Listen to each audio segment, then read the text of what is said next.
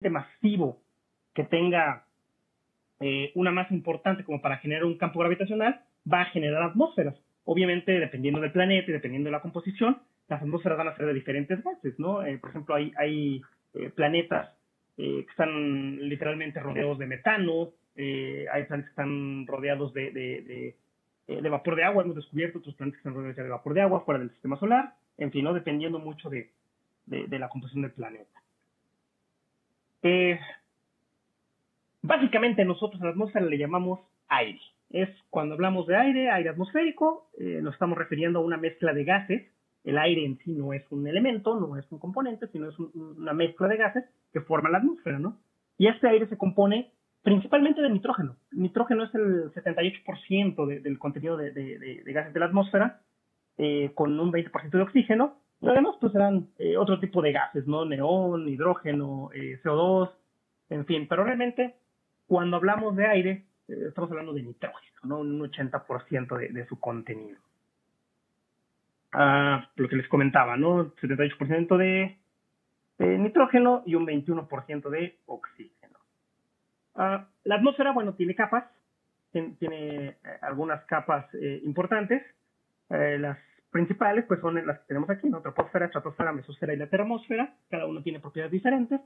Para la parte de aviación civil, hasta ahora, las operaciones se realizan prácticamente todas dentro de los primeros 15 kilómetros de atmósfera, que es en la troposfera, es donde vamos a estar teniendo nuestras operaciones aéreas.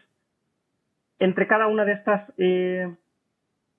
capas tenemos regiones que las delimitan, que tienen el prefijo, perdón, el sufijo pausa. Por ejemplo, para la troposfera tenemos una tropopausa, para la estratosfera tenemos una estratopausa, y así no vamos delineando nosotros nuestras capas.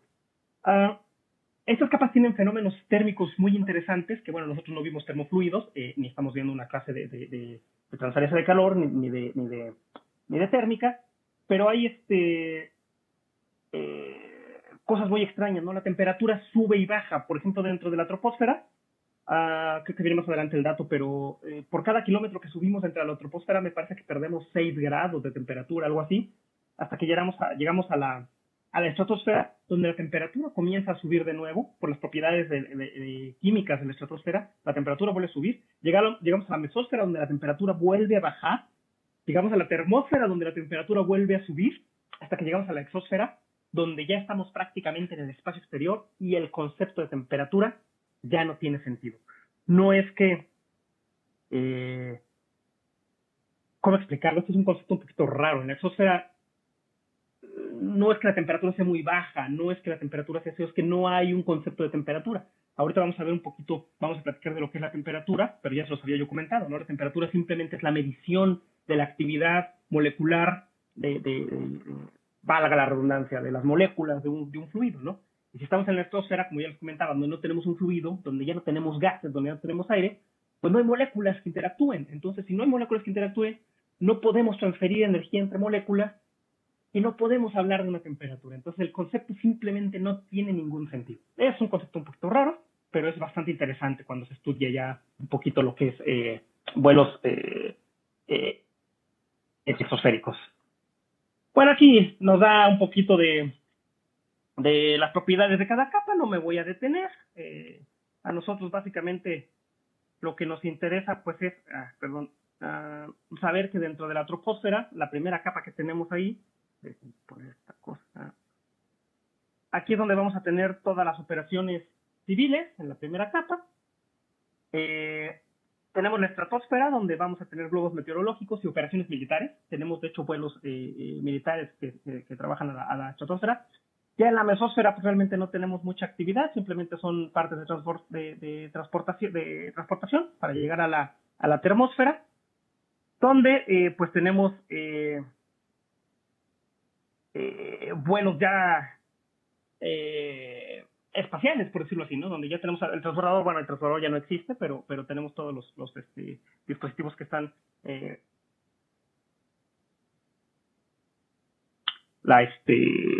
la zona de los satélites. Bueno. Unidades aeronáuticas, las unidades aeronáuticas Bueno, pues están muy acostumbrados a usar los propios sistemas, por ejemplo, la milla náutica, que es pues, sistemas raros, ¿no? De 6.076 pies, o sea, un número que tenía el caso, más o menos son un 1.857 metros. Esto sí se ve hace mucho tiempo y pues se han mantenido, ¿no? Muchos del mundo de la aeronáutica, pues vamos a escuchar hablar de millas náuticas, no vamos a escuchar kilómetros o metros que recientemente están entrando en algunos países, ¿no? Pero todavía se usa mucho esto, ¿no? Nudos para la velocidad, eh, con equivalencias de millas náuticas por hora, millas terrestres que no son iguales a la milla náutica, si se fijan es un poco más chica la milla terrestre que la milla náutica, y en fin, ¿no? Todavía tienen sus unidades extrañas. Esto va cambiando poco a poco. Veíamos también en este diplomado pues, los conceptos de presión. Esto ya lo conocemos nosotros bastante bien. Sabemos lo que es la presión hidrostática, esta presión que nos decía que, si se acuerdan, en un punto todas las componentes de presión son iguales. Todas las componentes de presión son iguales, que la presión es fuerza sobre área, que la presión aumenta, en realidad estas flechas están mal, la presión va aumentando conforme va aumentando la profundidad, nosotros eso ya lo sabemos, pero pues también es un principio aeronáutico muy importante, ¿no? Presión atmosférica ya la conocemos, sabemos cómo se mide, sabemos que en realidad la presión atmosférica no es nada más que el peso de una columna de aire sobre una superficie. Eh, Mientras más alta la columna, mientras más grande la columna de aire, pues mayor será el peso. Por lo tanto, la presión atmosférica a nivel del mar, pues va a ser siempre mayor a cuando estamos a una altura de 18.000 pies o cuando estamos en una montaña, porque la columna de fluido disminuye y aumenta. Y veíamos pues ahí las unidades que ya las conocemos bien, que son unidades de fuerza sobre unidades de área, denominadas pascales. Otras unidades de presión atmosférica, las habíamos visto, ¿no? Pues una atmósfera, cuánto pesa una columna atmosférica estándar, los 76 milímetros de mercurio, ¿se acuerdan cuando veíamos nosotros nuestro barómetro a nivel del mar? Y decíamos, bueno, ¿cuánto va a subir el mercurio cuando tenemos una atmósfera de presión? Y descubrimos que subía 76 milímetros. Y de allí viene la unidad de 76 milímetros de mercurio. Y bueno, pues en libras por pulgada cuadrada, 14.7, ¿no? Los valores estándar. Aquí tenemos el estándar para una presión estándar de 1.013 por 10 a la 5 pascales. Nos explicaban cómo se empieza a medir la presión atmosférica. Nosotros ya vimos, ¿no? Que Torricelli fue el primero que genera estos manómetros, donde llena con mercurio, la presión hace que el mercurio suba. ¿Por qué sabemos mercurio? ¿Se acuerdan? Porque decíamos que el mercurio tiene una presión de vapor muy baja. Entonces, con esa presión de vapor muy baja, aquí teníamos una presión 2 prácticamente igual a 0, porque la evaporación, el vapor de mercurio no genera una presión que detuviera nuestro líquido. Entonces el mercurio puede subir libremente y no tenemos ahí un efecto de desbalanceo de fuerza. Y nos daba una lectura muy, muy precisa, ¿no? Una explicación un poquito más detallada de estos barómetros que vimos en su momento. Y pues lo que decíamos, ¿no? Mientras más altitud tengamos, significa que la columna de aire es más pequeña, por lo tanto, tenemos una menor presión atmosférica. Densidad, la densidad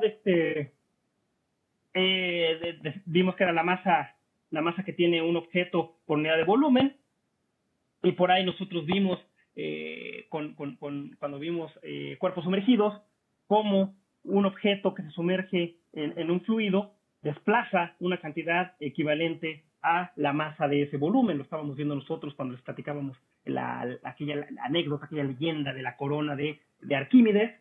Y bueno, vimos el ejemplo con una placa de titanio, con una forma muy irregular que no podíamos medir, pero pudimos calcular muy fácilmente su masa, tomando la placa, pesándola en el aire, sabiendo cuánto pesa esta placa en el aire, y después pesándola de nuevo sumergida en un líquido conocido, que en este caso era agua. Sabíamos que teníamos un peso aparente y con eso podíamos calcular una diferencia de pesos para poder calcular la densidad del objeto y a partir de la densidad hacer una equivalencia mediante tablas. La densidad, este dato a lo mejor no recuerdo si lo vimos o no, sí lo vimos, sí lo mencionamos por ahí en algún momento, que cuando aumentamos la densidad disminuye. Claro, lo vimos cuando estábamos viendo sustentación, por supuesto. Porque decíamos que no es lo mismo despegar de Acapulco que despegar de Toluca, porque En nuestra ecuación de coeficiente de fuerza de sustentación, teníamos CL sobre A. Ay, caramba, ya se me olvidó. Es 2 veces el peso sobre la densidad. No me acuerdo cómo va, ¿no? Por aquí va el peso por el área. A la velocidad, es la velocidad y el peso. No me acuerdo dónde ven. Al tener la densidad, pues nuestra ecuación depende mucho de la altitud que estamos teniendo. Y es importante saber cuánto disminuye la densidad. Y esto no solo nos va a afectar al levantamiento, nosotros lo vimos únicamente en función de hidrodinámica, de aerodinámica en este caso, viendo el fluido. Pero a final de cuentas, si nosotros vemos motores de combustión o vemos turbinas, que ya son fuera del alcance de este tema, también una menor densidad del aire va a afectar en la eficiencia de las mezclas de combustible con oxígeno. Si ustedes tienen o han visto cómo se genera la combustión en un vehículo de combustión interna, sabrán que en realidad lo que estamos haciendo explotar es una mezcla del combustible gasificado, partículas muy finas en un spray y oxígeno. Entonces, si tenemos una menor densidad de oxígeno, no vamos a tener una combustión adecuada y vamos a perder potencia y vamos a perder empuje en los motores. Entonces, la densidad no solo es importante para el levantamiento, sino también para el funcionamiento de los propulsores. Bueno, esto ya lo sabemos, es irrelevante. Ok, aquí, ¿por qué nuestras operaciones se mantienen, las operaciones aeronáuticas en la troposfera? Porque son las partes con más densidad de aire, son las partes más eficientes para volar. Si vimos de la troposfera a la estratosfera, ya no tenemos una densidad de aire tan grande, entonces perdemos sustentación con una aeronave convencional y perdemos eficiencia en los motores.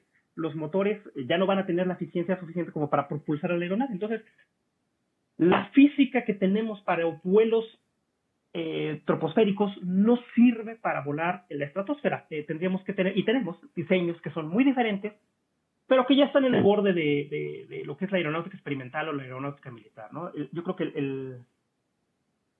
uno de los aviones más conocidos, de las aeronaves más conocidas que tenemos de vuelos estratosféricos es el R-71, el Blackbeard.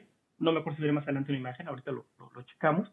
Que tenía unos motores especiales que se llaman estratorreactores, que ya no tienen un compresor rotatorio, sino simplemente por los conductos del aire y la velocidad que lleva la aeronave, logra comprimir el poco oxígeno que hay en la atmósfera y conjunta mucho oxígeno, lo comprime de tal manera que puede tener una propulsión eficiente. Pero para esto, para llegar a la estratosfera, de despegue a la estratosfera, las cantidades que gasta de combustible son impresionantes. Por eso operar estos aeronaves es carísimo, es incosteable, y solo se usan con fines científicos o con fines militares.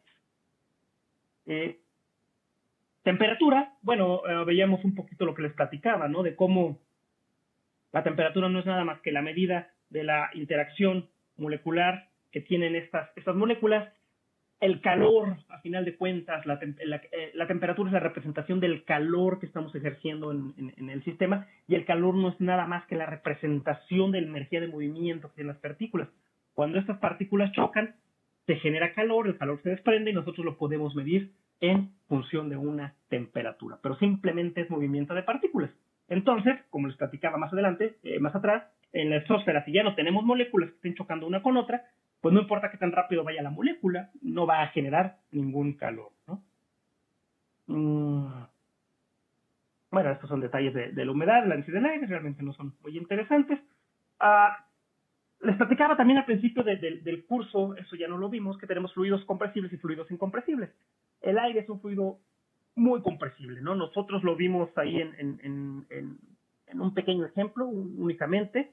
Ya no entramos a detalle en lo que son los fluidos compresibles, pero vamos a platicar aquí un poquito de lo que es el número de Mach, que ya vimos por ahí en algún momento.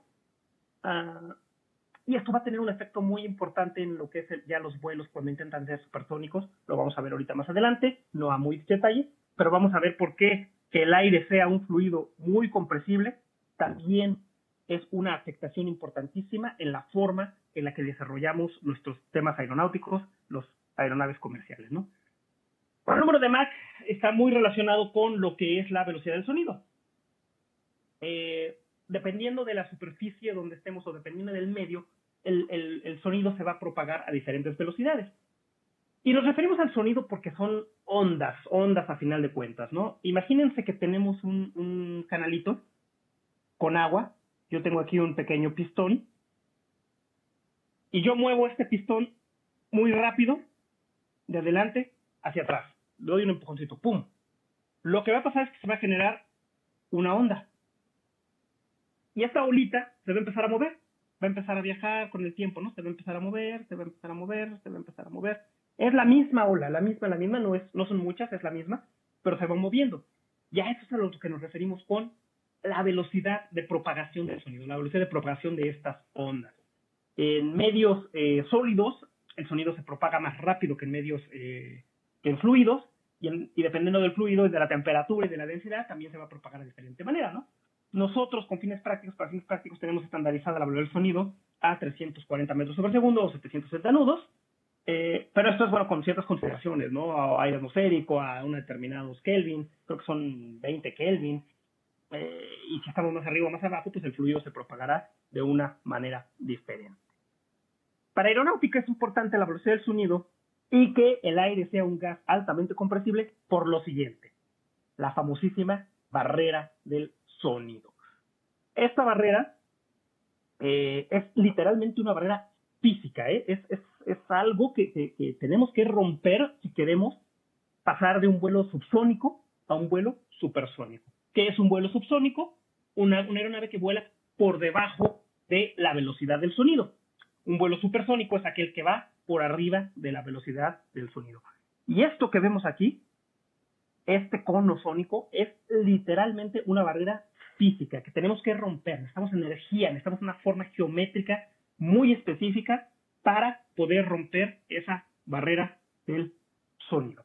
Por eso verán que casi todos, o prácticamente todas las aeronaves que logran vuelos supersónicos tienen una nariz en punta. Y nunca van a ver una aeronave comercial con una nariz roma de esta manera volando a vuelos supersónicos. Primero porque se desarmaría, ¿no? Pero después.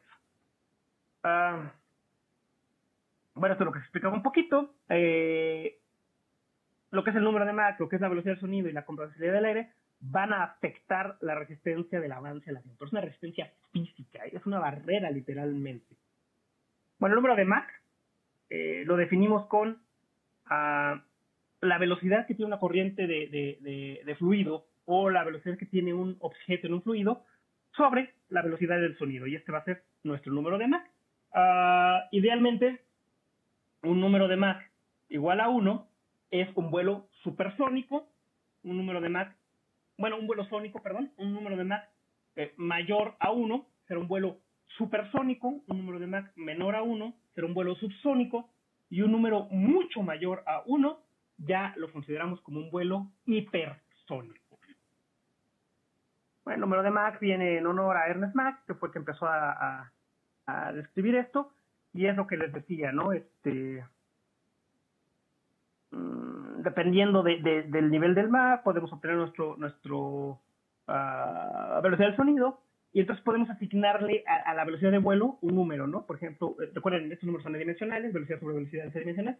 Si decimos que una aeronave está volando a un Mach de 1.2, significa multiplicando el 1.2, que es la velocidad, por la velocidad del sonido, obtenemos la, perdón, este no es la velocidad, este es el Mach, obtenemos la velocidad de la aeronave, ¿no? 912 millas por hora.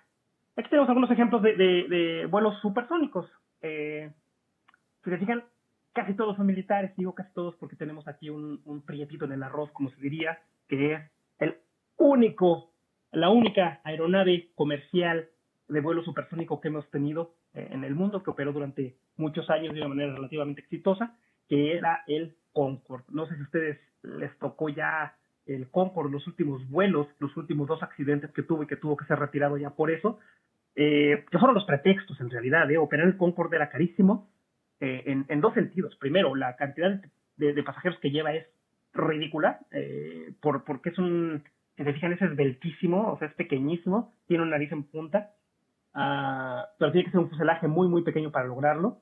Entonces, pues realmente no es redituable, solamente personas con muy alto poder adquisitivo pueden volar en ellos. el combustible que requiere es altísimo. Para llevar al Concorde de despegue a velocidades supersónicas, pues requiere muchísimo combustible.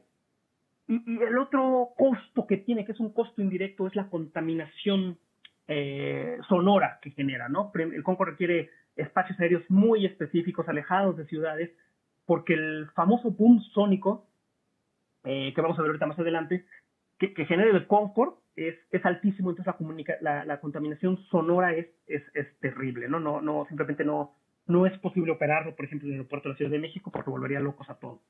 Los demás pues son aeronaves militares, ¿no? Que son pequeñas, ahí no importa cuánto gasten de combustible, porque pues el ejército tiene toda la lana del mundo. ¿Por qué se comprime el aire? ¿Por qué se comprime el aire y por qué tenemos esta barrera física cuando estamos tratando de pasar de un vuelo subsónico a un vuelo supersónico? Por el efecto Doppler, que ustedes conocen seguramente muy bien, lo han percibido, lo hemos escuchado, cuando estamos cerca de una ambulancia que se está moviendo, por ejemplo. Que nosotros estamos parados y pasa una ambulancia, escuchamos el clásico ua, ua, ua, ua.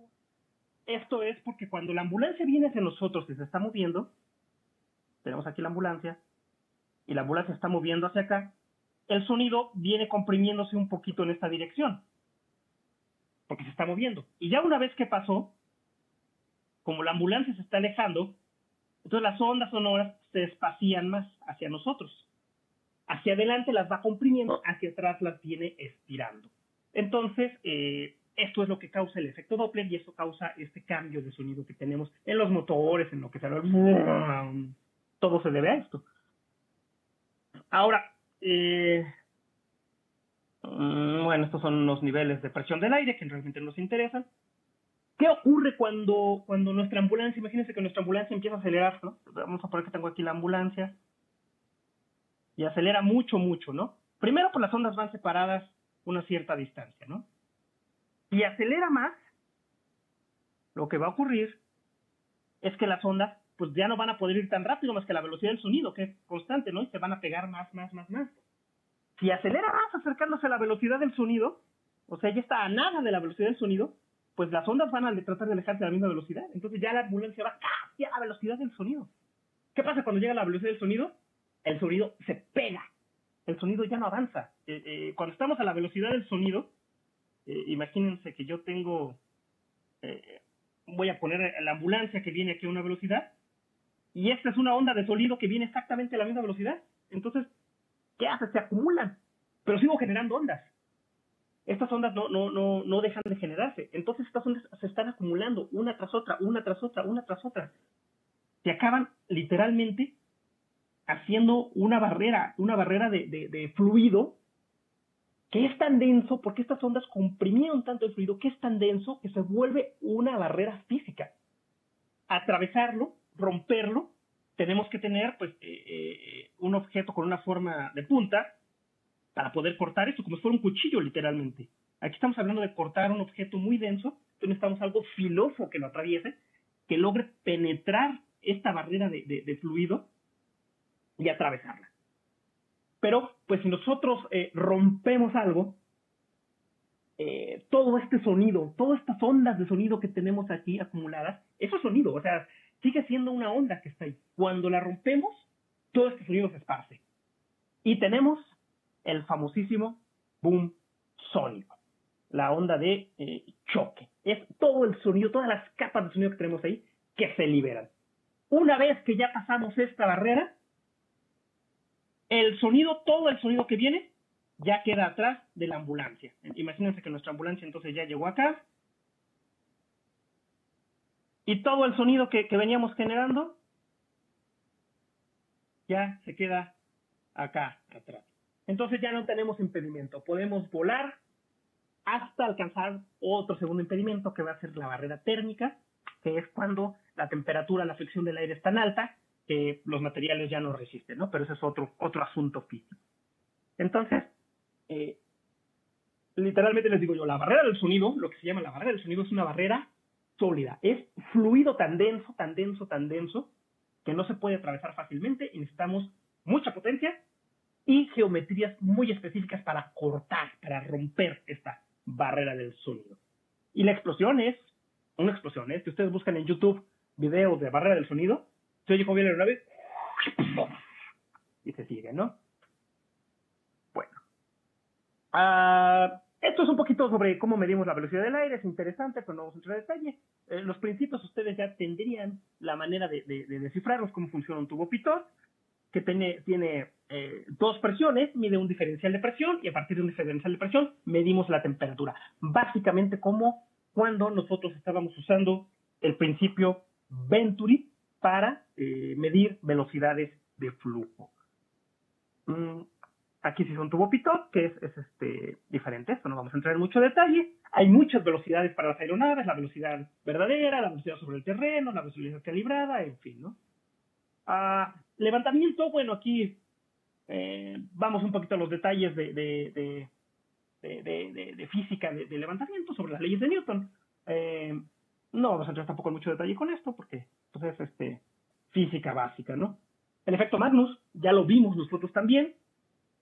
Vimos como un cilindro que se mueve en un fluido sin rotar, pues a final de cuentas tiene las mismas propiedades del fluido acá y acá.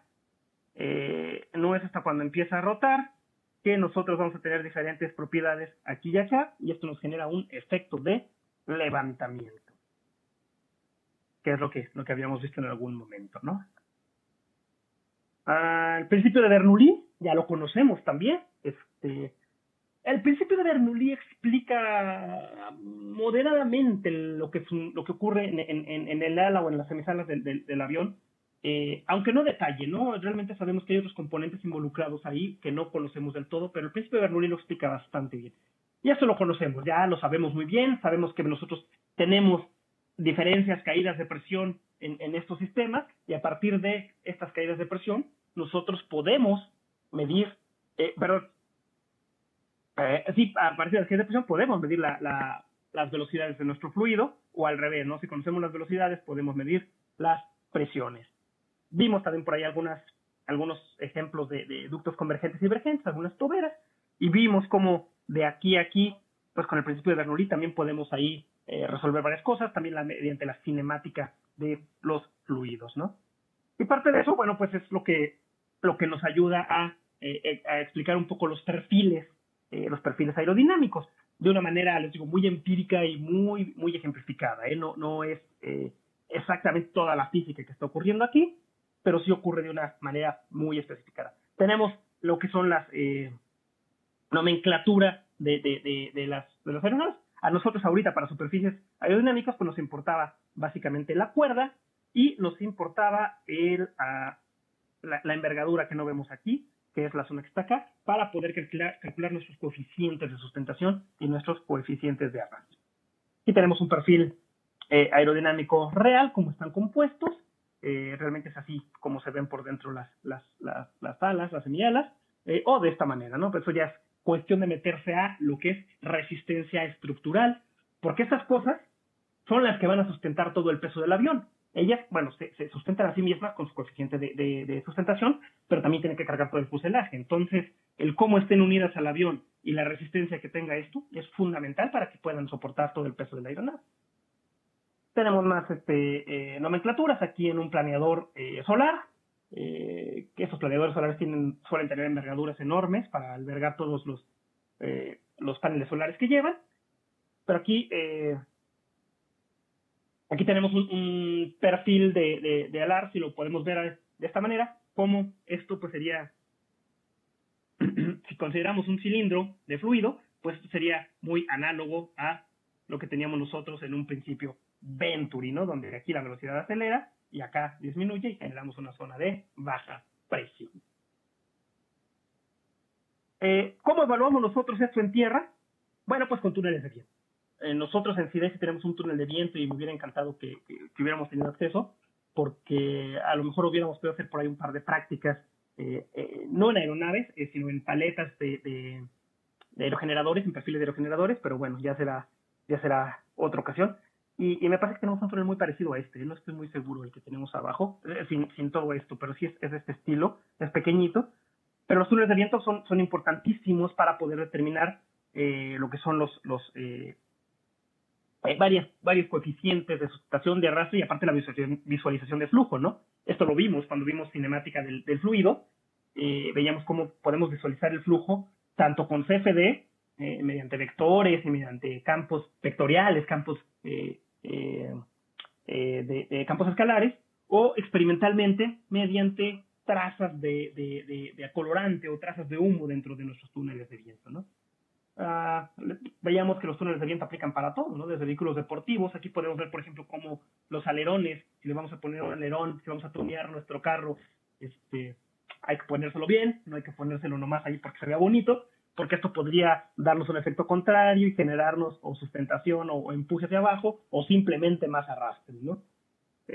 Definitivamente en el mundo de las carreras de auto los túneles de viento son fundamentales, pero les comentaba yo que no son las únicas cosas aerodinámicas que tenemos que ver, ¿no? Esquiadores, ciclistas, es cada vez más importante cómo los cascos de los ciclistas se vuelven fundamentales para la forma que tiene el ciclista, la posición, el cuerpo del ciclista es fundamental, así como con el esquiador, ¿no? ¿Qué estamos buscando con esto? Recuerda, retrasar lo más posible el punto de desprendimiento, para con esto minimizar el arrastre que estamos generando y aprovechar la velocidad al máximo. Es lo que estamos buscando con estos estudios en túneles de viento. Bueno, más ejemplos de túneles de viento, ¿no? Así empezó esto de los túneles de viento hace muchos años, no son nada nuevos. Aquí, en esta época, pues no se soñaba todavía con aeronaves supersónicas, pero pues ya empezábamos a ver los efectos en tierra de modelos SCAL. Y bueno, hoy tenemos túneles tan complejos como este para probar ya vuelos, aeronaves supersónicas o estratosféricas, con formas ya muy caprichosas como esta, que son pues, netamente experimentales, pero posiblemente vayan a ser el futuro de la aviación.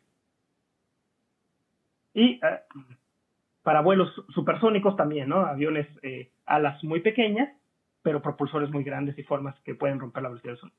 Bueno, otro túnel de viento. Ángulos de ataque, lo platicamos también, cómo distribuimos nosotros las presiones y cómo tiene un efecto esto en los coeficientes de sustentación. Pues podemos tener ángulos de ataque negativos, cuando el ángulo de ataque está por debajo, cuando la cuerda está por debajo del nivel de flujo, pues tenemos un ángulo de ataque negativo. Eso va a tener efecto en la distribución de presiones.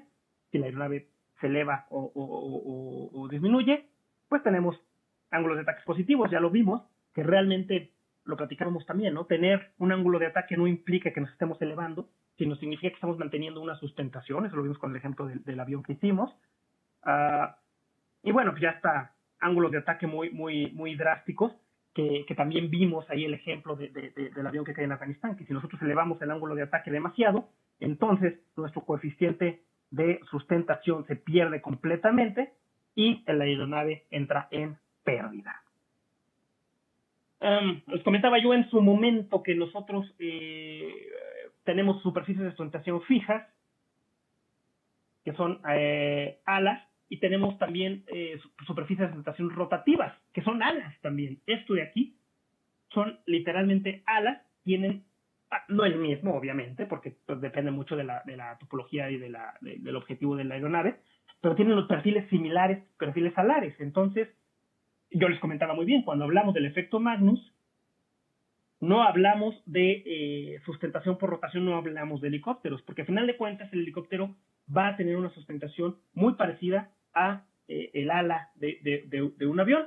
Simplemente van rotando, es como generamos nosotros la velocidad. En lugar de tener una propulsión en este sentido, la tenemos en este sentido, pero al mismo tiempo estamos generando que el aire pase más rápido por arriba que por abajo. Esto genera el vacío que chupa, por decirlo de una manera muy coloquial, a nuestro helicóptero hacia arriba.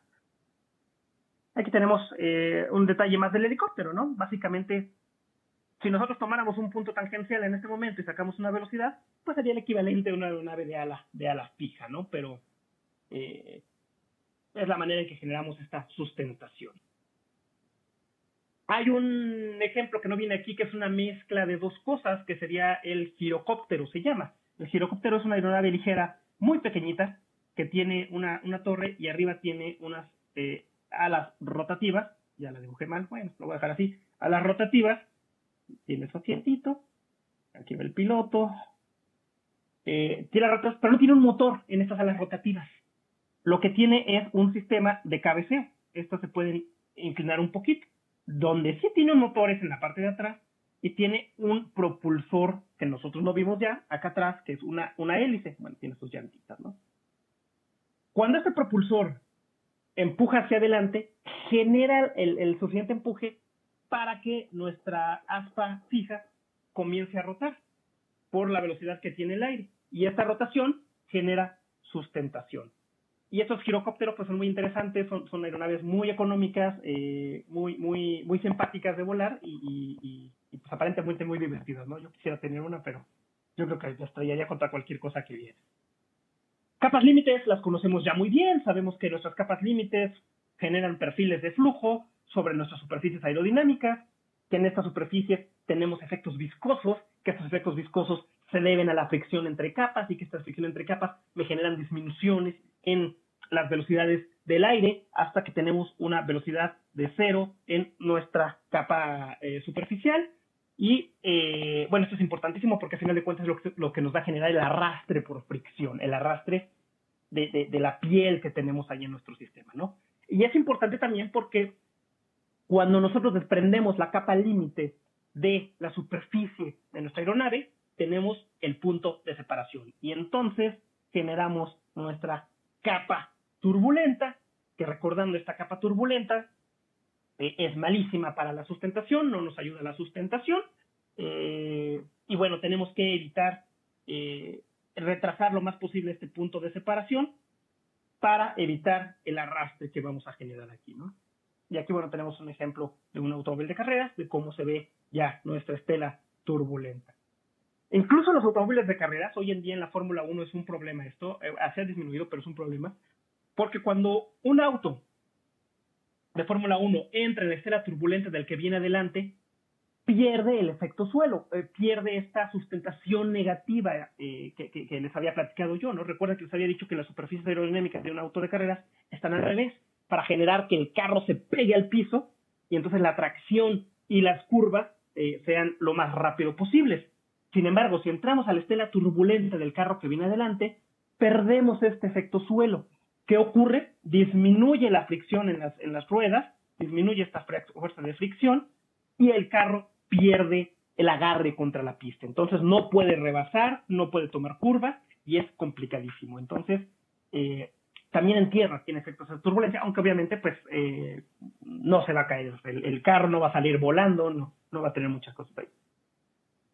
Veíamos también muy rápidamente lo que son los efectos de los vértices, cómo nos afectan en las alas, ¿no? Y cómo tenemos los winglets que sacó Learjet ya hace un par de añitos para minimizar este efecto, que pegara el aire aquí y se fuera ya de manera recta y no tuviéramos esas turbulencias, o al menos minimizarlas, ¿eh? No las podemos eliminar del todo. Y tenemos un ejemplo aquí también que ya conocemos muy bien, ¿no? Cómo la topología, la forma del objeto, pues me genera diferentes magnitudes en escalas turbulentas. Y esto, si se fijan, pues es lo fundamental de la mecánica de fluidos, de vuelo, por lo menos en la parte que nos toca a nosotros, que nos confiere a fluidos. Todo esto me lo pasé muy rápido porque lo conocemos. Ahorita vamos a ver un poco más de detalle ya sobre esa mecánica del vuelo y cómo nos afecta un poquito todo esto. Pero es muy curioso cómo, si se fijan, todos estos factores de sustentación, de arrastre, de densidades, de velocidad del fluido, afectan para que podamos o no podamos volar. Sin embargo, la naturaleza ha encontrado maneras más eficientes de vuelo que realmente atentan contra todos estos principios, ¿no? Una abeja con un fuselaje pues tremendamente grande y pesado para la magnitud de las alas que tiene, para la rigidez de las alas que son tan finas, aerodinámicamente no podría volar. Si nosotros nos dieran una abeja que no conociéramos, nunca hubiéramos visto una abeja y supiéramos mucho de aerodinámica, nos dijeran, oye, esta cosa puede volar, diríamos que no. Lo que dicen por ahí es que afortunadamente a la abeja nadie le avisó que no puede volar, entonces pues logran volarlo, ¿no? Hoy en día se están haciendo muchos experimentos, lo que son con vuelos en alas abatibles, alas como pájaro, como abejas, y ya tenemos por ahí algún par de experimentos, pero son aeronaves extremadamente ligeras, hechas de materiales muy ligeros, que realmente va a ser difícil que lleven una carga útil algún día, o están ayudados por sustentación artificial, le voy a llamar, que sería mediante vejigas de sustentación, vejigas la palabra que no encontraba, que están llenas de helio, de manera que las alas únicamente nos sirven para subir o bajar o mantener el control de vuelo, pero la sustentación no le está dando realmente un gas más ligero que el aire, que a final de cuentas también tiene que ver con la mecánica de fluidos, porque estamos hablando de flotabilidad de un fluido menos denso dentro de otro. Y si recordamos qué ocurre con los fluidos menos densos, que se van apilando uno tras otro, eso lo vimos cuando vimos capas de fluidos, pues el helio trata de subir sobre el aire porque es menos denso, y bueno, con algunas superficies de control lo logramos controlar. Pero bueno, esos son todavía aeronaves recreativas que a lo mejor no van a tener mucha aplicación para transportación comercial. Vamos a ver mecánica de vuelo. Esto sí ya se trata un poquito más de cómo vuela un avión, cómo funciona un avión, cómo estos principios que estuvimos viendo nos afectan en algunos en procedimientos de aviación y algunas otras cosillas por ahí que vamos a ver, ¿no? Primero, vamos a platicar un poquito sobre las fases de un vuelo, ¿no? Los diferentes modos que tiene un avión o las diferentes etapas que tiene un vuelo. Tenemos el modo tierra, que es cuando el avión está pues en tierra, literalmente. Aquí las superficies de sustentación, la mecánica de fluidos no nos importa mucho. El avión está propulsado única y exclusivamente por sus propulsores, está detenido sobre el tren de aterrizaje. Los controles, la dirección que se nos da el avión, pues es mediante el tren de aterrizaje de nariz, que puede girar. Ahí sí funciona literalmente como un volante. No tenemos otra afectación. Bueno, también el timón de cola nos ayuda un poquito ahí, pero en realidad la protección es mínima. Y pues realmente aquí las fuerzas que están trabajando en esta etapa pues son leyes de Newton de acción-reacción, ¿no? Nosotros propulsamos la aeronave avanza, dejamos de propulsar, mantiene su velocidad y tenemos frenos mecánicos para irnos deteniendo. Y pues no tenemos reversa, ¿no? Aquí el avión literalmente lo empujan con los carritos, que han visto seguramente por ahí, que los empujan con los carritos, ¿no? Cuando llegamos a la cabecera de la pista, el avión se prepara y empieza a acelerar. ¿Por qué tiene que acelerar el avión? ¿Y cuánto tiene que acelerar? Ya lo sabemos nosotros, porque tenemos que generar la suficiente fuerza de sustentación. Esta fuerza de sustentación sabemos que va a depender de la velocidad, de la densidad, del peso, del coeficiente de sustentación y del área.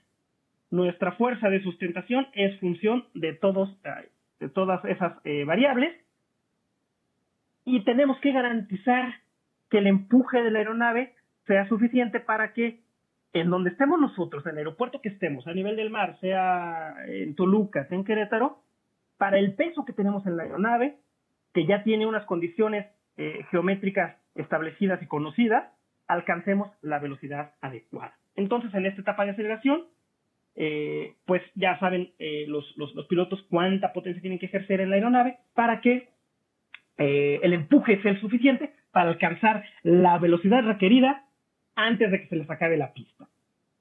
Durante esta etapa de aceleración tenemos también una etapa de seguridad, que también tienen que estar los pilotos muy conscientes. Es una etapa en la cual todavía podemos abordar el despegue.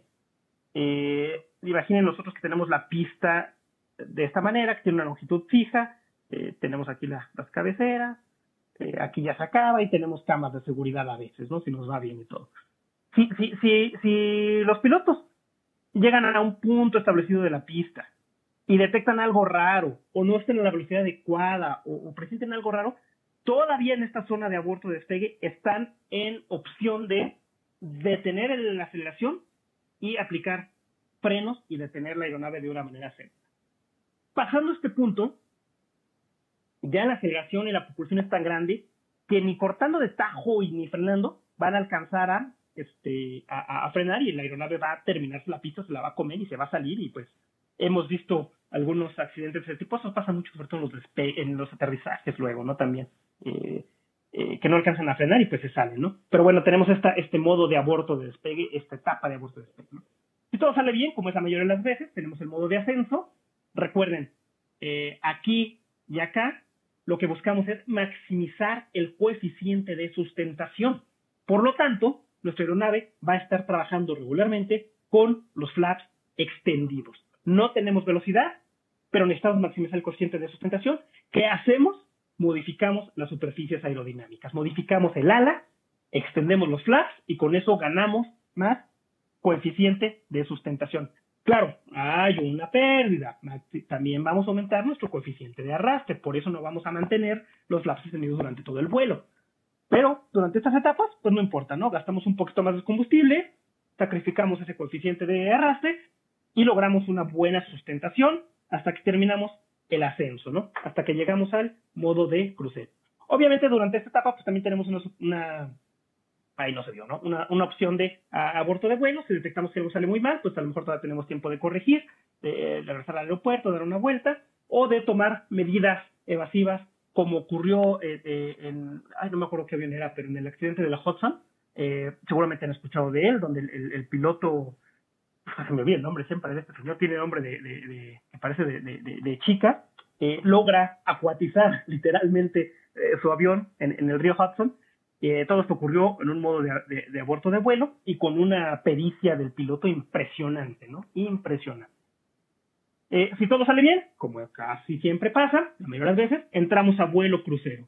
En vuelo crucero, lo que necesitamos es reducir nuestro coeficiente de arrastre al máximo para entonces nosotros bajar la potencia de los motores y ahorrar combustible. ¿Quién nos va a dar entonces aquí la fuerza de sustentación? La velocidad.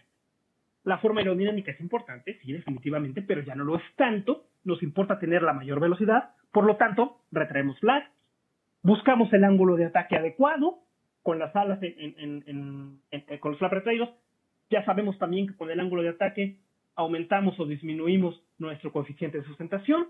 Vamos a buscar nuestro ángulo de ataque adecuado, 4 o 5 grados, y la aeronave se va a mover con ese ángulo de ataque, con esa propulsión, y vamos a mantener nuestra fuerza de sustentación lo máximo posible, minimizando en lo posible el arrastre.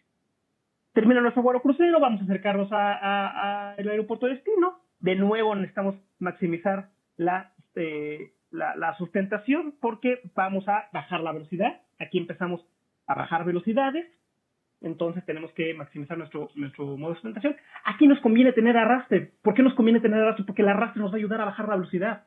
Si nosotros aumentamos nuestro coeficiente de arrastre, entonces podemos tener un descenso de velocidad controlado, vamos a tener una disminución también controlada de nuestra fuerza de sustentación. Nos conviene maximizarla para no caernos, para no estrellarnos, pero tenemos que irla bajando gradualmente para poder descender de una manera controlada. Es muy importante también aquí el ángulo de ataque para no estrellar el avión. Digo, aquí está muy exagerado este descenso.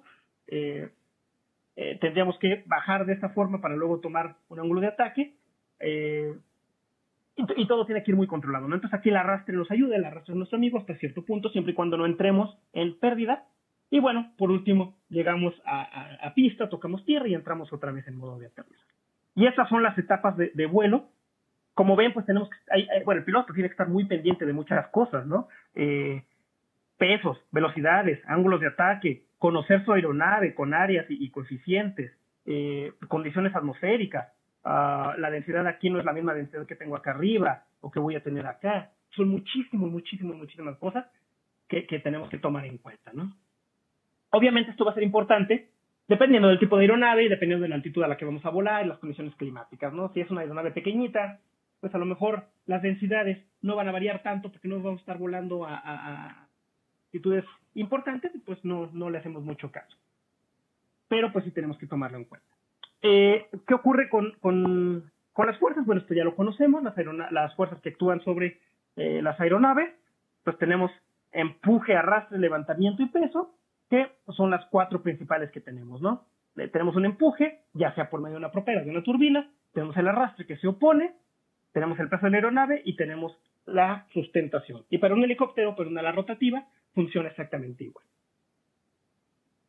El empuje, bueno, lo podemos dar a través de una planta de potencia, pues una propela, un rotor, un propulsor, en fin, ¿no? Pues hay muchas maneras de dar esto. El arrastre ya lo conocemos, actúa paralelo al sentido del viento y nos detiene el avance.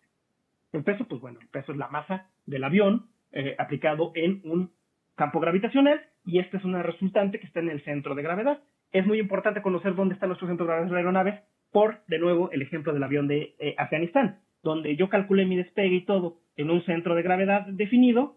Sin embargo, se suelta la carga, se mueve mi centro de gravedad y mi efecto basculante de la aeronave es tal que ay, ya no la dibujé al revés, que acabé yo, no, bueno, en fin, acabé quedando de esta manera y perdiendo completamente la sustentación. Y el levantamiento, bueno, ya sabemos qué es también, ¿no?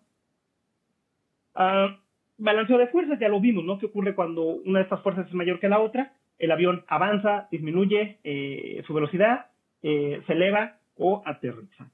Y aquí tenemos un diagrama de cuerpo libre, pues de todo lo que ocurre en la aeronave. Bueno, arrastre inducido, ya lo platicamos por ahí también, lo que es el arrastre parásito.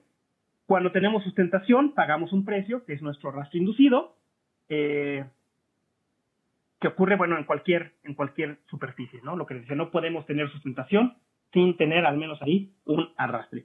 Y aquí le llaman al arrastre parásito a todo aquello que se genera por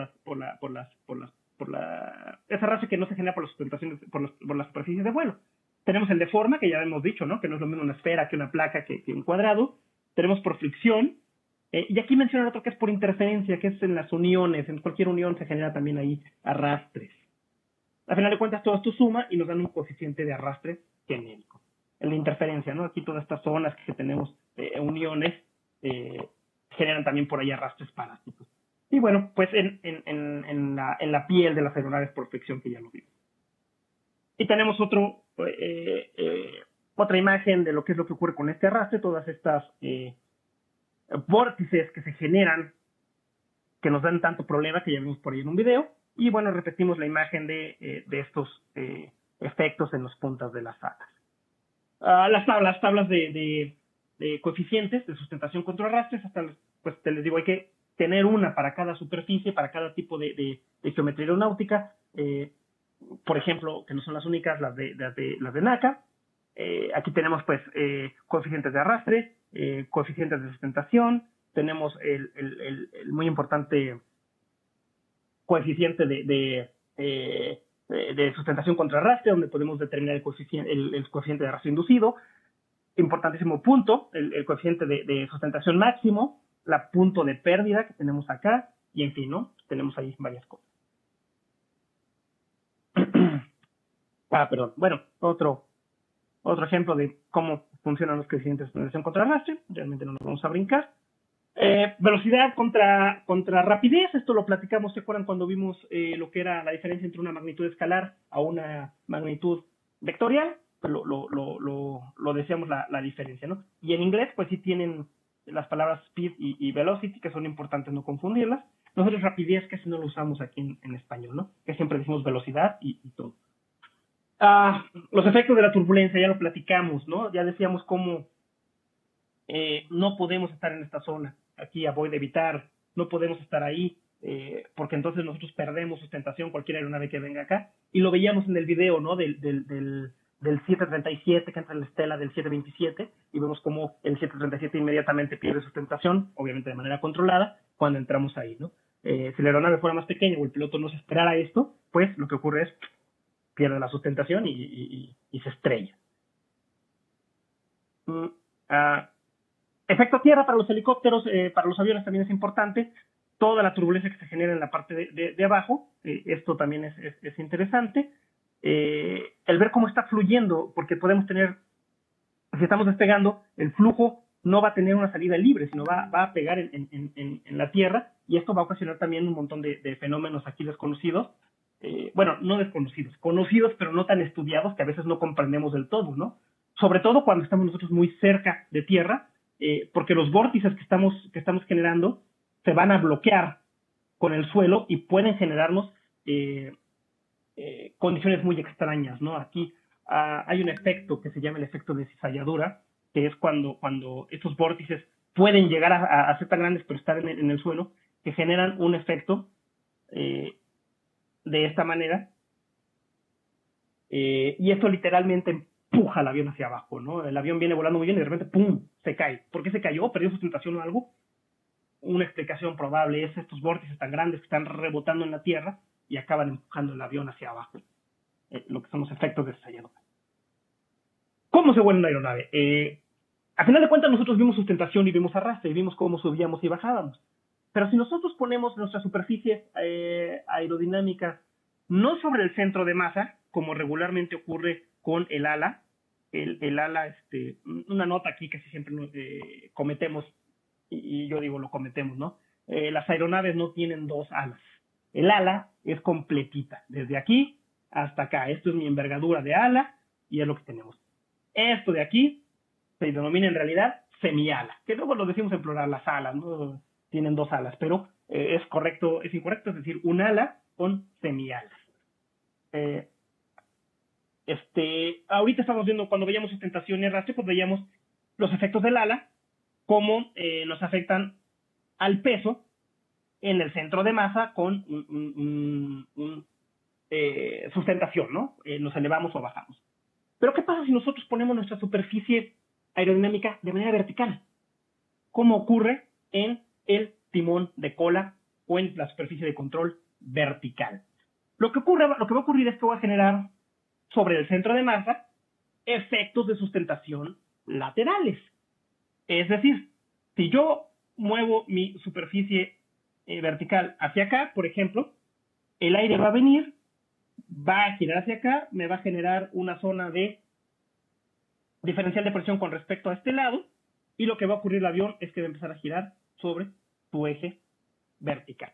Lo que se llama, en español siempre los confundo, no me acuerdo si es guiño, me parece. Si nosotros ponemos las superficies de control no cercanas al centro de masa, sino las ponemos acá atrás, también son horizontales, pero lo que vamos a tener ahora es un efecto de que cuando yo subo o bajo mi superficie de control, genero diferentes de presión aquí, lo que va a ocurrir es que el avión va a girar sobre este eje. Tenemos el rolling. El avión va a subir o bajar sobre el centro de masa. Imagínense que tenemos balanceado nuestro avión y le pongo yo más peso en este lado o le quito peso de este lado, como un balancín. Y es lo que va a ocurrir. Y bueno, pues nuestras superficies de control, si están directamente sobre las alas, bueno, aquí hay un tema también, ¿no? Que aquí no había visto cómo está el rolling. El rolling, bueno, nos afecta esto y nos afecta esto de acá. Perdón, para el rolling, lo que va a ocurrir es que yo una de mis superficies la voy a poner en una dirección y la otra la voy a poner en otra dirección. Lo mismo las superficies que puedo tener aquí en el ala. Ahí sí, lo que va a ocurrir es que yo voy a girar con respecto a este eje. Perdón, lo que les expliqué ahorita es el pitching, y el rolling es cuando yo tengo dos superficies y las pongo en sentido contrario. Lo que ocurre es que entonces voy a empezar a girar en este sentido, sobre el centro de masa, pero rolando sobre el eje longitudinal de la aeronave. Perdón, eso sí es lo que están describiendo aquí. Y el pitching, bueno, es cuando sí las subo efectivamente las dos en la misma dirección, y las superficies que puedo tener en el ala también, y entonces cuando ya levanto o bajo la nariz de la aeronave. Y yo puedo combinar todo. Puedo combinar todo ya para hacer maniobras muy complejas, ¿no? Puedo mover mi timón de cola, puedo mover mis estabilizadores horizontales, y puedo mover los planos horizontales para tener diferentes combinaciones de movimientos, como estamos viendo aquí en esta parte, ¿no? Y al final de cuentas, cuando todo se combina, lo que tengo son todo eso, ¿no? Para el helicóptero, pues es lo mismo. Aquí es diferente porque lo que cambia en realidad son los ángulos de las paletas de las palas rotativas. Estas pueden girar en un eje longitudinal, y es lo que me ocasiona diferentes posiciones, diferentes variantes, ¿no? Pueden girar tanto ellas así como todo el rotor. Y al final de cuentas, pues también tengo yo acá mi contracíclico. Este contracíclico que tenemos, lo único que hace también me permite hacer el movimiento de guiño, pero también lo que hace es evitar los momentos rotativos de las paletas, ¿no? Recuerden que en física, si yo tengo un objeto rotando a un objeto y lo tengo detenido a otro, este objeto va a intentar rotar hacia el otro lado, y es lo que ocurre con el helicóptero. Entonces por eso tenemos que tener este propulsor contracíclico para que no ocurra eso.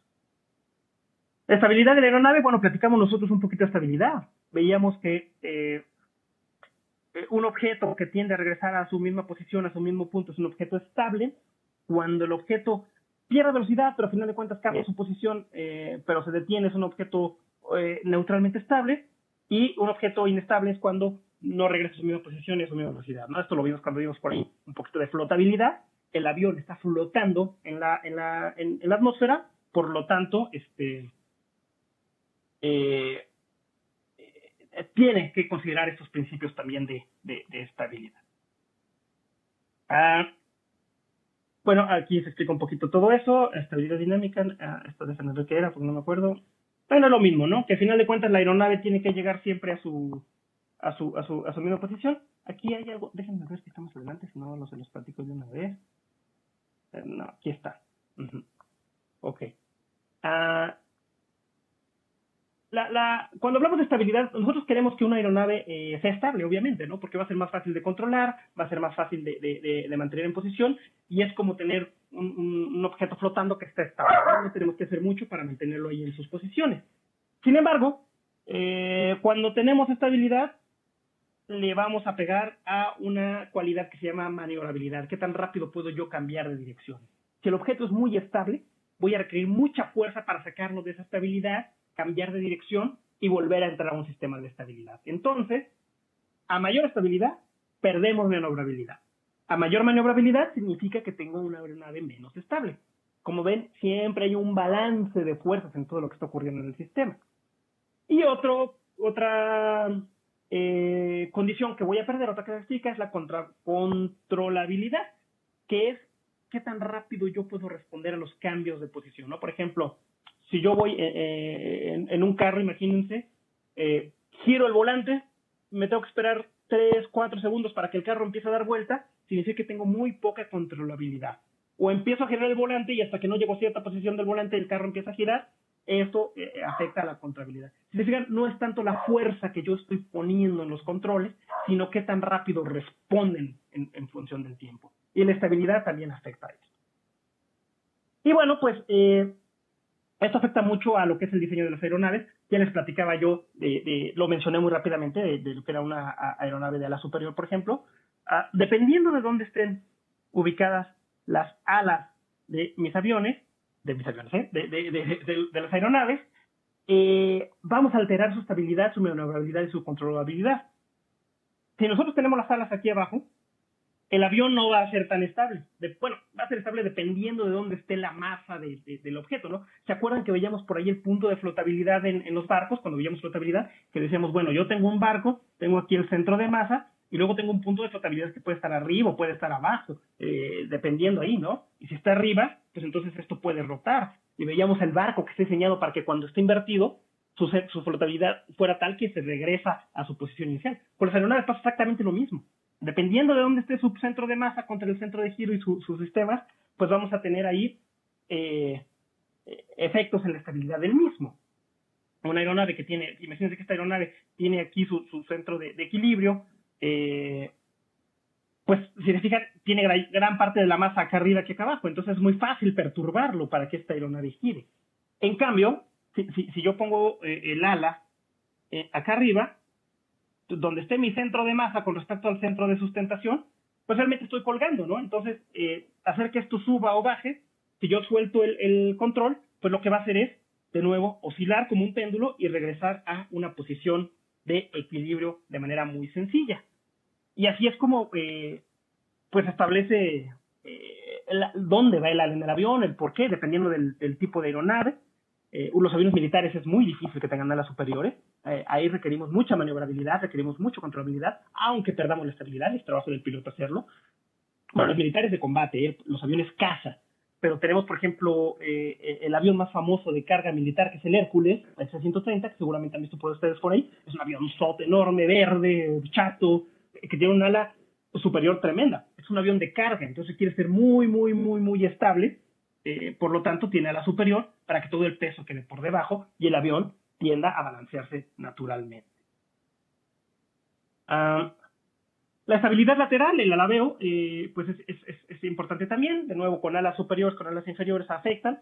Aquí es cuando nosotros lo que vamos a hacer es variar las superficies de ataque de alguna manera, perdón, las superficies de ataque, las superficies de control, de alguna manera que yo estoy poniendo un ángulo de ataque, una sustentación diferente de un lado que del otro.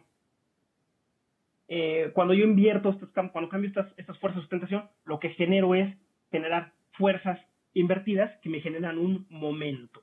Este momento ocasiona que mi aeronave rote en función de el eje longitudinal del mismo, ¿no? Alabeo se llama, o el rolling. Les digo en español, siempre las confundo. Tenemos el yaw, la guiñada, lo que les platicaba, ¿no? Cuando yo genero fuera del centro de masa una fuerza, una diferencia de presión diferente en el estabilizador vertical, lo que ocurre es que también genero una fuerza de sustentación en un lado, que es prácticamente como si estuviéramos elevando. O sea, si lo vemos de lado el avión como está ahorita, pues sería lo mismo que elevarnos, ¿no? Así sería mi superficie aerodinámica. Yo estaría generando una fuerza de sustentación. ¿Hacia qué lado estoy generándola? La estoy generando hacia acá. Estoy invertido ahorita. Y entonces esto ocasiona que esta parte gire, se mueva, se succione hacia este lado y me genera esta guiñada, lo que es el yaw. Y esto me permite hacer movimientos de esta forma. Y bueno, pues lo que les decía, ¿no? Los tres combinados los tenemos aquí en esta forma, ¿no? Los nombres en inglés, aquí los tenemos, como controlan para el eje de rotación y el tipo de estabilidad que me va a generar. La superficie de control primaria, los alerones me van a generar un alabeo. Los alerones están aquí. No confundirlos con los flaps. Los flaps, recuerden, son superficies parejas que van a extender, van a cambiar la forma de aerodinámica de nuestro sistema. Los alerones son pequeñas aletas chiquititas, delgadititas, que únicamente van a estar moviéndose o similar o una contra otra, y nos van a estar causando ahí efectos de rolling. El elevador o estabilizador está acá atrás. Esto nos da un efecto de pitch. Si lo subimos también de manera simultánea, nos van a generar este movimiento de aquí. Si lo tenemos en pitch. Podemos también alterarlos un poquito para ayudar a efectos de rolling, en dado caso, de alabeos. Y tenemos el rudder o el estabilizador horizontal, que es el que tenemos aquí. Este nos da ayuda para lo que es la guiñada, que nos hace cambios sobre el eje vertical de la aeronave. Todos son efectos aerodinámicos, todos son igualitos, todo se calcula con la misma fórmula de sustentación, y tenemos que considerar también nuestros arrastres, obviamente, aunque aquí no es tan importante el arrastre, más que para propulsión, pero nosotros usamos las mismas ecuaciones con estos sistemas. Obviamente, el problema que viene es saber nuestros coeficientes de sustentación para cada una de estas suplentes. Y bueno, como les decía, déjenme tomar un poquito de agua porque este tema siempre lo doy rapidísimo. Y bueno, vamos a terminar con un poquito lo que es propulsión. Lo vamos a ver muy de rápido. Este tema pues realmente tiene que ver mucho con fluidos también, pero ya tenemos que entrar a otro campo que se llama termofluidos, que es donde, además de las energías potenciales, además de las energías cinéticas y además de la energía de flujo que nosotros ya vimos en nuestra ecuación de Bernoulli, de estas energías que ya conocemos, que sabemos que la energía de flujo se da por diferencias de presión, por campos por estos campos de presión, campos de escalares de presión, que tenemos diferentes energías, por nuestra energía cinética, que se da por la velocidad de los flujos o la velocidad de los objetos en el flujo, y la energía potencial, que se da por las diferencias entre los niveles de flujo, por los campos gravitacionales que estamos teniendo. Tenemos que agregar energías térmicas, energías internas. Ahora sí, para propulsión nos importa saber cómo se están moviendo las moléculas en el sistema y qué tanto calor me están generando, porque a final de cuentas, lo que nosotros necesitamos es mezclar oxígeno con un combustible para generar otro tipo de fluido. Este es un fluido súper caliente, súper calentado a gran velocidad, que me va a generar un efecto de propulsión. Bueno, de una vez les aclaro, yo para motores, la verdad, no conozco mucho, soy muy malo, conozco los principios básicos. Entonces todo esto tómenlo con un granito de sal, y si tienen curiosidad, verifiquen lo que digo, porque realmente, digo, es física, es mecánica, son principios muy sencillos, pero ya la operación a lo mejor puedo tener ahí algún concepto errado. Entonces, pues si tienen curiosidad en cuanto a propulsión, revísenlo por su cuenta, yo les recomendaría, ¿no? Tenemos básicamente dos formas de mover aeronaves. Hay más, ¿no? Pero son las principales, las más comunes que tenemos para mover aeronaves, ¿no? Motores recíprocos y lo que son propulsión a chorro, lo que se le llamaba, ¿no? A chorro porque pues estamos generando un chorro, aunque es ridículo, ¿no? Es realmente motores a reacción, por llamarlo de alguna manera, aunque los dos funcionan a reacción, ya lo veremos, pero turbopropulsores, vamos a llamarles, ¿no? Los motores recíprocos, bueno, son motores de pistón, típicamente, motores de combustión interna, como el de un carro, como el de una motocicleta, donde estamos manejando ciclos de compresión y expansión de un gas calentado. Sabemos nosotros, ya lo sabemos también, que cuando comprimimos un gas y aumentamos su temperatura, el gas va a tender a expandirse. Entonces lo que ocurre, yo comprimo con mi cilindro aire y combustible. El combustible no es líquido, el combustible, recuerden, les dije que es un spray, está en un estado casi gaseoso de partículas. Lo comprimo a una temperatura ambiente relativamente, aunque está un poquito caliente. El combustible es altamente inflamable, entonces yo lo comprimo, le doy un chispazo. ¿Qué es lo que ocurre? El combustible y el oxígeno se prenden, este gas se calienta de una manera muy brusca, muy ruda, por eso decimos que es una explosión. Cuando se calienta se expande y empuja el cilindro hacia abajo. ¡Pum! Y esto me da este movimiento reciprocal. Haciendo eso en dos cilindros y que están moviéndose alternadamente, lo que ocurre es que empiezo a tener movimientos oscilatorios. Si le voy aumentando cilindros, entonces voy teniendo más movimientos, y toda esta explosión, todo este movimiento a muchas revoluciones por minuto, mueven un árbol de levas. Este árbol de levas, mueven un cigüeñal. El cigüeñal lo que viene haciendo es girando a diferentes ritmos que me van a mover una propela, un propulsor, o en su defecto una flecha de un automóvil que después va al diferencial y después va a las llantas. Tenemos propulsión. Los motores turbopropulsados, este tipo de motores, en realidad funcionan de una manera diferente. Lo que van a hacer es calentar el fluido, y este fluido me va a generar un empuje directo, ¿no? El empuje, en lugar de mover una parte mecánica, lo que va a hacer es se va a calentar tanto que al momento de expandirse va a tratar de salir de una tobera, y esta tobera va a acelerar el fluido, y el fluido lo que va a hacer es generar una reacción de propulsión. Y bueno, en los motores turbopropulsados tenemos varios. El que tenemos aquí es en realidad una combinación de una hélice con un sistema de propulsión.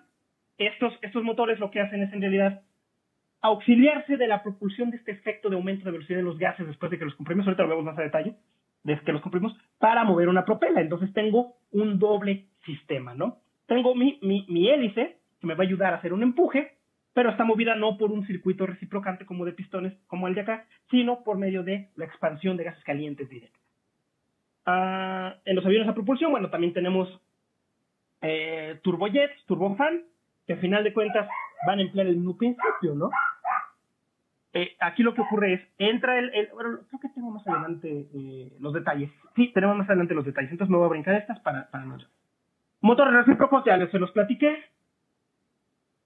Básicamente lo que quieren es convertir energía química en energía mecánica por medio de una explosión controlada. Y tenemos varios tipos, ¿no? Aquí tenemos una combinación en estrella de 7 cilindros, ¿son? 1, 2, 3, 4, 7 cilindros.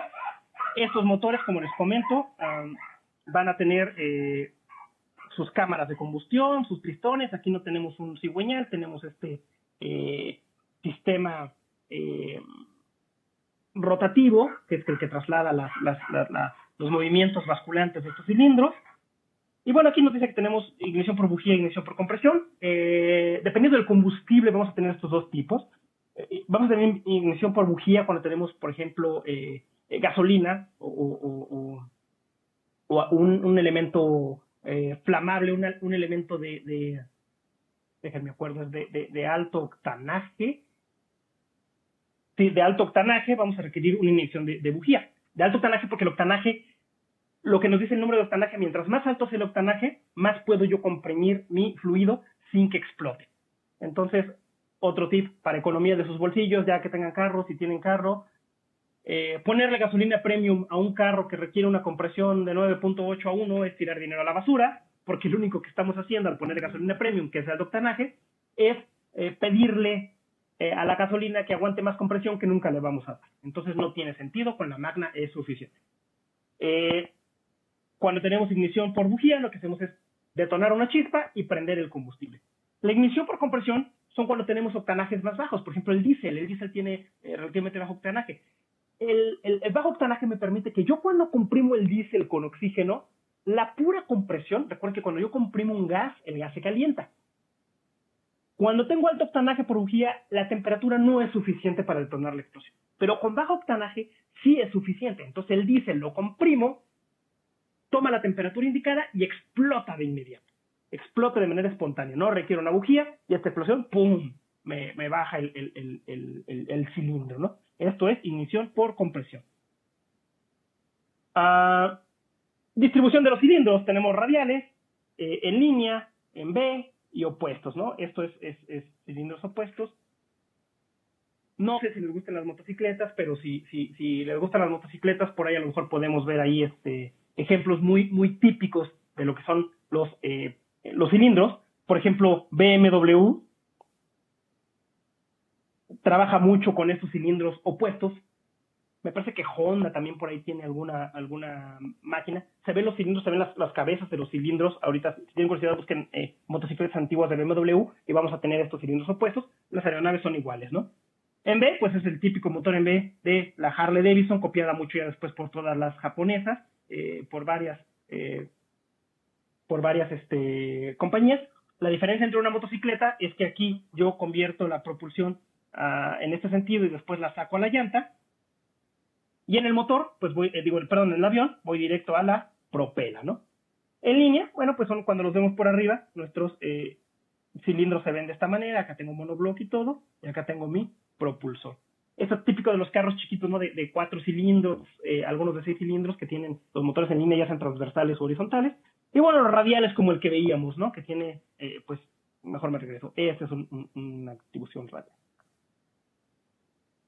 Un poquito lo que es los 4 tiempos, ya les explicaba, ¿no? Realmente estos se llaman motores de 4 tiempos, porque tenemos una etapa de entrada, abrimos una válvula, el pistón va hacia abajo, yo meto aire, meto combustible pulverizado, y se empiezan a mezclar en esta cámara, que se va expandiendo esta cámara, ¿no? Eso es entrada. Se van acumulando y yo quedo con un volumen alto, el cilindro queda acá abajo, tengo el volumen completo en la cámara de ignición, perdón, en la cámara de combustión, y tengo ahí un fluido a baja temperatura, relativamente frío. Después empiezo a comprimirlo. El pistón llegó a la parte más baja y empieza a subir. Entonces mi mezcla de combustible y aire se empieza a comprimir. Yo empiezo a disminuir el volumen de esta cosa.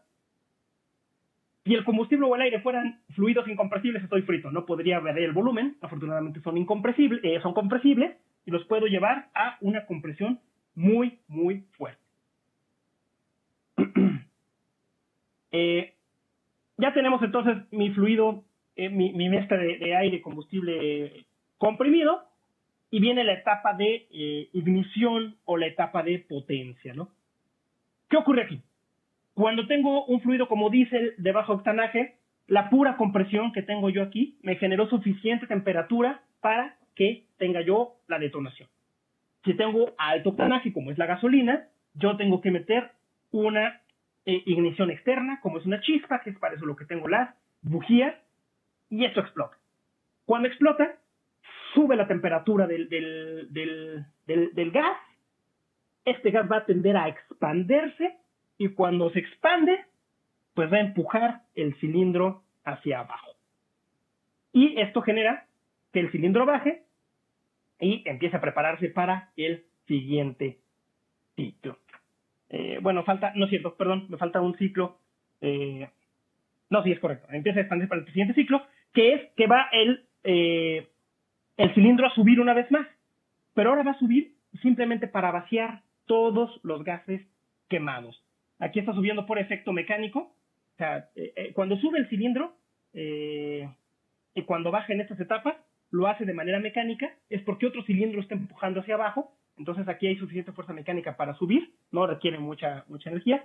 Cuando está subiendo aquí, lo que hace es abre la válvula de escape y vacía el cilindro completamente, ¿no? Todos los gases quemados, los gases que ya no sirven, que ya perdieron su capacidad de cambiar de energía química a energía mecánica, los sacamos y volvemos a empezar otra vez metiendo una mezcla fresca de combustible y aire.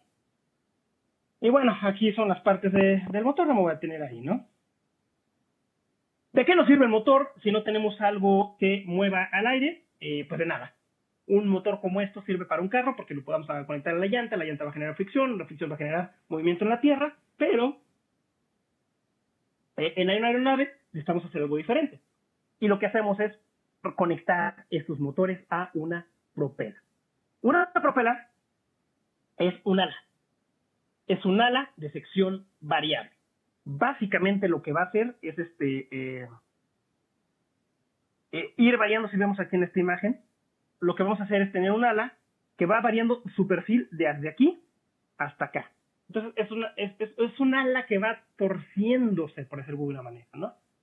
Y se va torciendo porque cada sección de nuestra ala debe tener propiedades diferentes porque está viajando a diferentes condiciones. Aquí vemos en esta imagen de las velocidades, vemos cómo, por ejemplo, la punta del ala va bajando a 389 nudos. Para una revolución constante, o sea, todas las secciones del ala viajan a la misma revolución, pero el radio de giro va disminuyendo. Entonces, nuestra punta del ala, para las mismas revoluciones por minuto, nuestra punta de la propela, para las mismas revoluciones por minuto, tiene que ir mucho más rápido porque va a viajar a una distancia mucho mayor que cuando estamos en esta sección de acá abajo. Y por eso, pues, tenemos que aprovechar estas diferencias de velocidad para nosotros vamos a generar sustentación, pero en este caso esta sustentación se va a llamar empuje. Cuando está girando, lo que hacemos es generamos una sustentación al revés. Vamos a empujar el aire hacia la parte de atrás. Bueno, si está la propela aquí.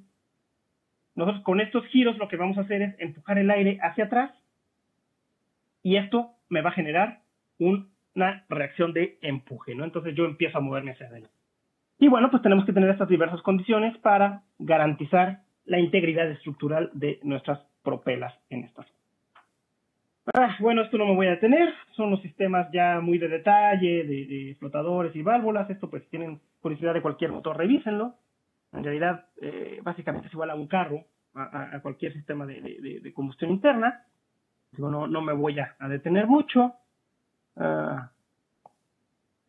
Tampoco nos interesa. Bueno, turbinas, ¿no? Ya entramos a otro sistema de empuje. Pues esas son las clasificaciones que tenemos. Tenemos flujo centrífugo, tenemos flujo axial y flujo centrífugo axial, dependiendo de la forma del compresor. Ahorita vamos a ver más adelante cómo funciona una turbina. Y vamos a empezar aquí con un turbojet, ¿no? Que es lo más común. El turbojet y este tipo de motores van a funcionar de la siguiente manera. Tenemos que comprimir de nuevo el aire, ¿no? El aire regularmente, si queremos aprovechar las propiedades térmicas del aire, si queremos aprovechar esa conversión que tenemos de energía química en energía mecánica, o esa energía térmica en energía mecánica, tenemos que comprimir el aire. Porque lo que vamos a aprovechar para generar propulsión siempre es la expansión violenta del o de cualquier gas, pero bueno, generalmente es aire lo que estamos haciendo, ¿no? Entonces, tenemos que comprimirlo, tenemos que hacer un volumen grande, comprimirlo mucho, aumentar su densidad, aumentar un poquito su temperatura. Ya vimos en el motor reciprocante que esto lo logro yo con el cilindro, es una compresión mecánica con el cilindro, y en los turbopropulsores lo voy a hacer con una primera etapa que se llama, evidentemente, compresor. ¿Qué es el compresor? El compresor consiste en una serie de turbinitas, por decirlo así. Son varios discos con álabes. Estos álabes van teniendo del primer disco de compresión, del primer disco de ala al último, van variando sus propiedades geométricas, de manera que el aire va entrando a una etapa y se comprime un poquito, va a la segunda y se comprime más, y esto se va comprimiendo, variando los ángulos de ataque de los álabes, variando las formas, variando el tamaño. Hay muchas maneras de lograrlo, pero lo que vamos haciendo es llevando el aire de una presión atmosférica a una alta presión. Ya es un fluido muy comprimido. ¿Cuánta es la presión? Pues dependerá de la aeronave. Es un fluido muy comprimido, muy denso, y está ya preparado para la siguiente etapa, que va a ser la inyección de combustible, porque también vamos a inyectar combustible en los turbojets para ayudar a la expansión. Entonces ya tenemos aquí esta mezcla de aire muy comprimido, tenemos el inyector de combustible y entramos a la cámara de combustión. Aquí el proceso es continuo, no es en etapas como estábamos viendo nosotros en los motores, ¿no? Que tenemos el de 4 ciclos, que tiene estas 4 etapas, ¿no? Aquí viene constante. El aire entra, se comprime, se mezcla, entra a la cámara de combustión donde explota de nuevos, bueno, explosión es una forma muy grosera de decirlo, ¿no? Donde se va a expandir, va a aumentar su temperatura y se va a expandir violentamente en esta cámara de combustión. Vamos a aprovechar nosotros parte de la salida de estos gases para mover esta turbina. Esa turbina es la que me va a ayudar a mover el compresor que tengo acá. Es decir, aprovechando yo la expansión que tengo aquí, genero energía mecánica que mueve al compresor y el resto va a salir en forma de gases calientes. Importantísimo, la tobera. Tenemos aquí esta tobera, que si ustedes recuerdan, la tobera lo que hace es, nosotros teníamos un punto de presión aquí, un punto de control aquí, un volumen de control acá. La velocidad que teníamos acá va a ser menor a la que voy a tener acá. La tobera lo que hace es aumentar la velocidad. Cuando aumento la velocidad del gas, aumento la energía cinética, y esta energía cinética me va a generar una reacción de propulsión hacia adelante. Leyes de Newton de nuevo, ¿no? Y así es como opera el turbojet. Es un principio muy, muy sencillo. Es continuo y se basa únicamente en el principio de acción y reacción de el empuje que me generan los gases calientes al aumentar su velocidad en una tobera. Y bueno, pues hay varios tipos de estos turbojets. No quiero entrar en detalles porque les puedo decir alguna mentira, pero tenemos a los turbopropulsores, que son los que tienen también una hélice, además de tener sus gases de empuje. Tenemos el turbofan, nada más lo voy a mencionar, turboshaft, no sé la verdad ni para qué es esta cosa, pero bueno, pues son muchos los helicópteros para mover propelas y rotores. Y bueno, eso sería ya la parte de propulsión. Hay otro motor que no viene aquí, que es el estatorreactor, que es el usado por el SR-71. De hecho, no venía ninguna imagen aquí, qué raro. Déjenme ver si tengo alguna imagen aquí a la mano. Todavía tenemos un poquito de tiempo. Déjenme ver si tengo una imagen. Porque estos motores son muy, aquí tengo.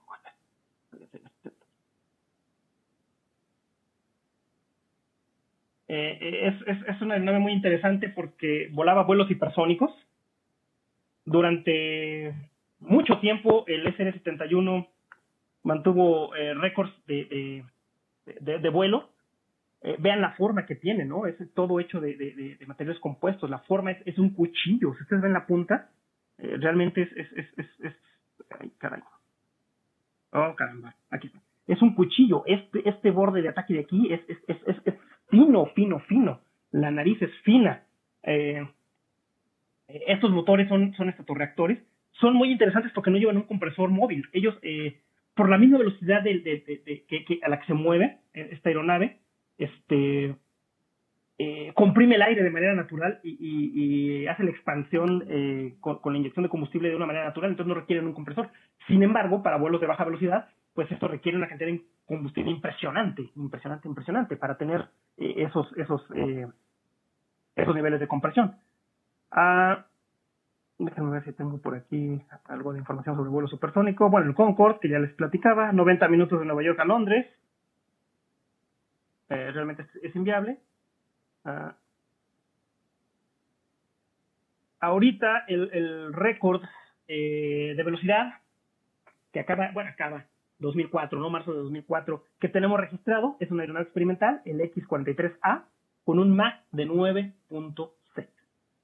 Si ustedes recuerdan que el número de Mach es igual a la velocidad de la aeronave por la velocidad del sonido, habría que ver a qué altitud hizo su vuelo, pero si despejan la velocidad, van a poder calcular la velocidad a la que se mueve esta cosa, ¿no? Para que chequen cuánto es 9.6, eso se los dejo de tarea a ustedes. El SR-71 volaba a muy modestos 3.2 Mach. ¿Cuál es el problema con estos niveles de vuelo? Temperatura. Dejamos atrás la barrera del sonido, ya una vez pasada la barrera del sonido, dejamos atrás todos esos efectos sónicos. Ahora tenemos que luchar contra la fricción que genera el fluido contra la piel y la temperatura que se está generando. Y bueno, pues esta presentación es otro tema. Con esto concluimos, jóvenes. Espero que les haya gustado esta última presentación. Fue muy rápida, les digo, hay que darla así a la carrera porque pues es un tema enorme, complejo, muy complicado. Y si no hay más, pues con esto daríamos por cerrado el curso. Nos quedarían 2 sesiones. Estas 2 sesiones vamos a usarlas para dudas, para su proyecto, que tenemos que ponérselos ya. No sé si Aldo ya lo puso por ahí, si no yo platico con él, para que lo tengan este fin de semana. El lunes lo puedan iniciar. Y martes y jueves lo dejamos como sesión de dudas. Si no hay dudas, pues nada más nos saludamos. Y pues nada, ya tienen ahí nuestros datos, el de Aldo y el mío. Digo, ya cerraremos la sesión correctamente el próximo jueves, pero cualquier duda que tengan, cualquier comentario, bienvenido, no solo de la materia, si quisieran tener más información sobre otra cosa en la que le podemos apoyar, pues con todo gusto. Y pues nada, jóvenes, nos quedaría programar el examen de este último tema, un examen muy sencillo, 2 problemitas. Yo creo que se los pongo mañana, lo harían muy rápido, muy rápido, se los voy a poner bien sencillo, para que lo entreguen el domingo, o el domingo yo creo que se los pongo para que coordinen sus actividades y lo puedan hacer pues ya sea en el transcurso de mañana o en el transcurso del sábado, un ratito que se sienten a únicamente usar las 2 fórmulas que tenemos, que es la misma, si se acuerdan, pues nada más hay que cambiar ahí sustentación por arrastre, y listo, ¿no? Vamos a calcular ahí nada más un par de propiedades de alguna aeronave, alguna velocidad de despegue, algún ángulo de ataque y se acabó. Ya tienen ahí las presentaciones donde está el ejemplo de la aeronave, sería únicamente seguir como manual de cocina eso, ¿no? Que realmente es lo que se hace en aeronáutica, ¿no? Nadie inventa el hilo negro, todo el mundo sigue lo que ya tenemos como manual de cocina. Gracias, jóvenes. ¿Dudas, preguntas, comentarios? Pues nomás para comentarle de que ya el maestro Aldo ya nos dejó el proyecto. De hecho, Ok, desde el ajá. lunes me lo mandó. Ajá. Ok. Sí, yo no he tenido oportunidad de platicar con él. Entonces ya lo tienen. Espero que ya lo hayan revisado para que salgan las dudas. Y no se preocupen mucho por el proyecto. Hagan su mejor esfuerzo. Sabemos que es muy complejo. Este curso realmente es un curso de iniciación a mecánica de fluidos. A mí me ha tomado, y a Aldo también, años de estudio entender lo que estamos haciendo. Bueno, entender es un decir. Por lo menos saber un poquito más que ustedes. Entonces, hagan su mejor esfuerzo, inténtenlo. No se queden con dudas, pregúntenos. Vamos a evaluar ahí el reporte, lo que están haciendo. Y nada, no se presionen demasiado. Hagan lo mejor que puedan, pero pues no se preocupen por la calificación de la materia. Al final de cuentas, yo lo que les decía es, espero que hayan aprendido algo, espero que hayan entendido que esto que les estamos platicando les sirva y si les interesa el tema, pues ya tengan la oportunidad de profundizar más en este tema que es amplísimo, que tiene un montón de variantes que es imposible dominar, pero pues que les deje la cosquillita, ¿no? A lo mejor hasta en el sentido de aeronáutica, que es la parte más interesante de esto. Pero bueno, también si les gustan los deportes, la Fórmula 1 está ahí, la aplicación, si les gusta el motociclismo, pues también lo podemos ver ahí, o si no, incluso para pues aplicaciones industriales, ¿no? Con bombas, motores, es más, hasta poner un tinaco en su casa, ya tendrían que tener la capacidad de calcular la potencia de la bomba que requieren para que no les vean la cara ahí en los Home Depot cuando compren el motor. Eso, jóvenes, pues Sí. muchísimas gracias, espero que se hayan divertido sobre todo, ¿no? Que hayan aprendido, que se hayan divertido, y vamos a